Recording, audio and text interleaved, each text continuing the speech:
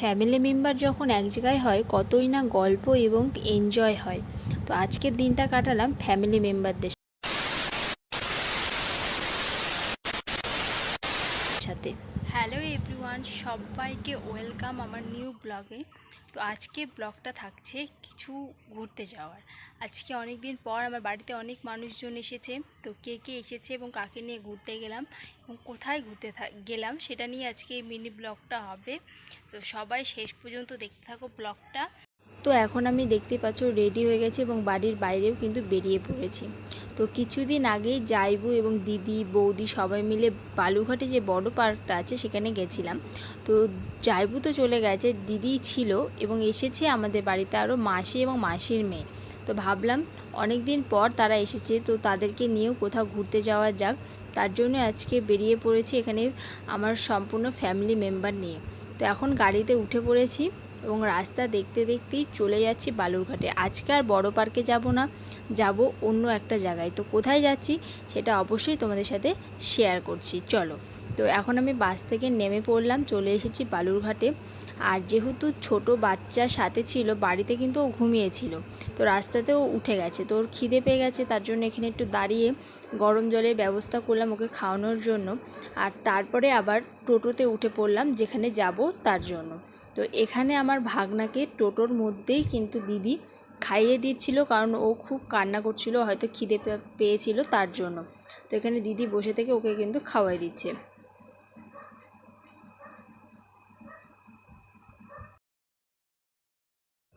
তো হ্যাঁ, চলে এসেছি। এটাও একটা বালুরঘাটের পার্ক, একটু ভিতর দিকে পার্কটা। এটা বড় পার্কের থেকে একটুখানি ছোট এবং বড় পার্কের থেকে একটু জিনিসও কম আছে। তো যাই হোক, অনেক দিন আসা হয় না এবং আমার মাসিরা এই পার্কটাকে দেখেও নি, তার জন্য মাসিদেরকে এই পার্কে নিয়ে এসেছি। এবং বালুরঘাটে এটা সৃজনী পার্ক নামে পরিচিত। তো বালুরঘাট থেকে কারা কারা দেখছো অবশ্যই কমেন্টে জানাবে, আর এই পার্কে কারা কারা গেছো সেটাও কিন্তু অবশ্যই জানাবে। ফ্যামিলি মেম্বারের সাথে ঘোরার একটা আনন্দই আলাদা। যতই বয়ফ্রেন্ড হোক বা অন্য কেউ হোক, বর হোক, তার সাথে ঘোরার একটা যেমন আলাদা ফিলিংস, তেমন ফ্যামিলি মেম্বারের সাথেও কিন্তু ঘোরার একটা আলাদা ফিলিংস।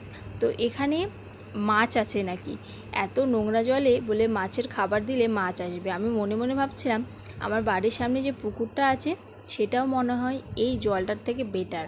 তো আমি এখানে মাছের খাবার একদমই কিনিনি। তারপরে গোটা পার্কটাকে ঘুরছিলাম।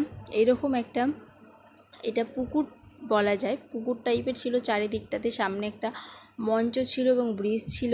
দেখতে দেখতেই হঠাৎ একটা ডিম চোখে পড়ে। এটা কিসের ডিম আমরা কেউ বুঝতে পারিনি। তোমরা যদি কেউ জেনে থাকো ওটা কিসের ডিম অবশ্যই কিন্তু কমেন্টে জানাবে।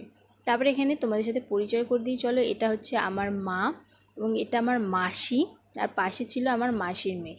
আর যেহেতু ভাগনাকে নিয়ে গেছে, ছোট বাচ্চা এদিক ওদিক দৌড়ে বেড়াচ্ছিল, যার কারণে এখানে কিন্তু দিদি নেই। দিদি ভাগনার পিছন পিছন ঘুরে বেড়াচ্ছে। তো পার্কে গেছি আর দোলনাতে উঠবো না সেটা তো হতেই পারে না। আমি তো গিয়েই আগে দোলনাতে উঠে পড়েছি, দেখতে পাচ্ছ। আর এখানে আমার ভাগনাও দেখো কত উপর থেকে ও স্লিপারটা খাচ্ছে, আমারই দেখে ভয় লাগছে। আর এখানে একটা গাছ ছিল এইরকম একটা হাত তুলে, আমি তো এটার মানে বুঝতে পারলাম না এটার মানে কি, যে আমি কিছু জানি না। সেই পোজ নিয়ে আমিও কিন্তু গাছটার সাথে ছবি তুলে নিলাম।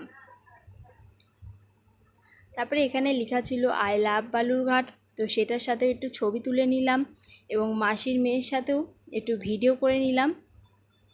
আমার মাসির মেয়েরও চ্যানেল আছে সুস্মিতা ঘোষ নামে, তোমরা অবশ্যই ওই চ্যানেলটা সাবস্ক্রাইব করে দেবে।